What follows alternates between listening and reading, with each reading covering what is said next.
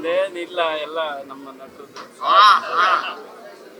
ನಿರ್ಮಾಪಕರು ಕೇಳಿದ್ದು ಕೊಟ್ಟರು, ಆರ್ಟಿಸ್ಟ್ಗಳು ನಾನು ಹೇಳಿದ್ದು ಅವ್ರು ಮಾಡಿದ್ರು, ನಾನು ಏನು ಮ್ಯಾನೇಜ್ ಮಾಡಿದೆ ಎಲ್ಲ. ಇಲ್ಲ ನನಗೆ ಎಲ್ಲರೂ ಸಪೋರ್ಟ್. ಅಂದರೆ ಸ್ಟ್ರೆಂತ್ ಕ್ಯಾಮ್ರಾಮನ್ ಸಿಕ್ಕರು, ಆಮೇಲೆ ಡೈಲಾಗ್ ರೈಟ್ರು ಮಾಸ್ತಿ ಶ್ರೀಕಾಂತ್ ಸಿಕ್ಕರು, ಅದ್ಭುತವಾದ ನಟರು ಸಿಕ್ಕರು. ಎಲ್ಲರೂ ಒಂದು ಸಣ್ಣ ಪಾತ್ರ ಕೂಡ ಅದು ನನ್ನ ಲೆಕ್ಕ ಅಂತ ಭಾವಿಸ್ತೀನಿ.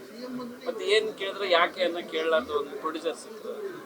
ಸೊ ನನಗೆ ಯಾವಾಗಲೂ ಡಿಸಿಷನ್ ತೊಗೊಳಕ್ಕೆ ನಮ್ಮ ಕ್ರಿಯೇಟಿವ್ ಏಟ್ ಸುಧಾಕರ್ ಅಂತ ಅವ್ರು ನನ್ನ ಫ್ರೆಂಡ್, ಅವರು ಜೊತೆಗಿದ್ರು. ಸೊ ಈ ಟೀಮ್ ಇದ್ದರೆ ಏನಾದರೂ ಮಾಡ್ಬೋದು. ಸೊ ನನಗೆ ಎಲ್ಲ ಅವ್ರದ್ದು ಒಂದು ಪಂಚ್ ಅಂದರೆ ಪಂಚ್ ಅಲ್ಲ. ನನಗೆ ಸಿನಿಮಾ ಅಂದರೆ ಮನೋರಂಜನೆ ಜೊತೆ ಸ್ವಲ್ಪ ವಿಷಯಗಳನ್ನ ತಗೊಂಡೋಗ್ಬೇಕು, ವಿಚಾರಗಳನ್ನ ತಗೊಂಡೋಗ್ಬೇಕು ಅನ್ನೋದು ನನ್ನ ಪ್ರಕಾರ. ಸೊ ನಾನು ಆ ನಿಟ್ಟಿನಲ್ಲೇ ವರ್ಕ್ ಮಾಡ್ತೀನಿ. ಬರೀ ಮನೋರಂಜನೆ ಅಲ್ಲ, ಅದ್ರ ಜೊತೆಗೆ ಕೆಲವು ವಿಚಾರಗಳು, ಅದರಿಂದ ಸ್ವಲ್ಪ ಹೊತ್ಕೊಂಡು ಹೋಗಿ ಸ್ವಲ್ಪ ಯೋಚನೆ ಮಾಡಬೇಕು.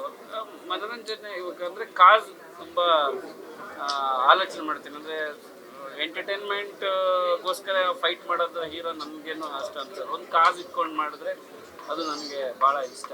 ಈ ರೆಸ್ಪಾನ್ಸ್ ಏನು ಸಿಗ್ತಾ ಇದೆ ಇದೆಲ್ಲದಕ್ಕೂ ಕೂಡ ಥ್ಯಾಂಕ್ ಯು.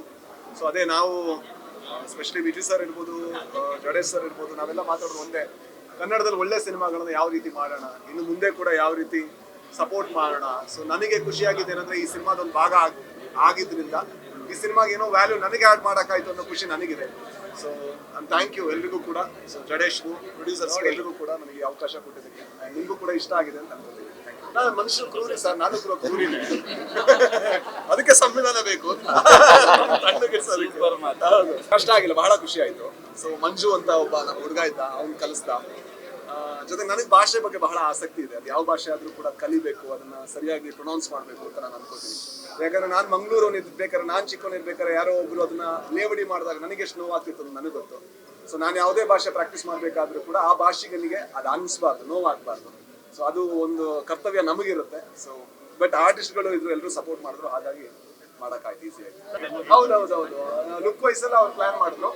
ಆಮೇಲೆ ಎಲಡಿಕೆ, ಸಿಗರೇಟು, ಅದೆಲ್ಲ ನಾನು ಸ್ವಲ್ಪ ಆ್ಯಡ್ ಮಾಡ್ಕೊಂಡು ಹೋದೆ.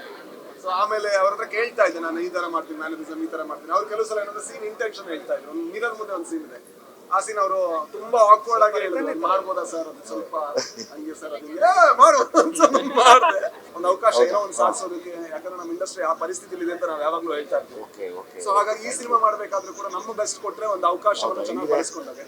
ಸೊ ನಾವೆಲ್ಲರೂ ಕೂಡ ಪ್ರಯತ್ನ ಮಾಡ್ತೀವಿ ಅಂತ ನಾನು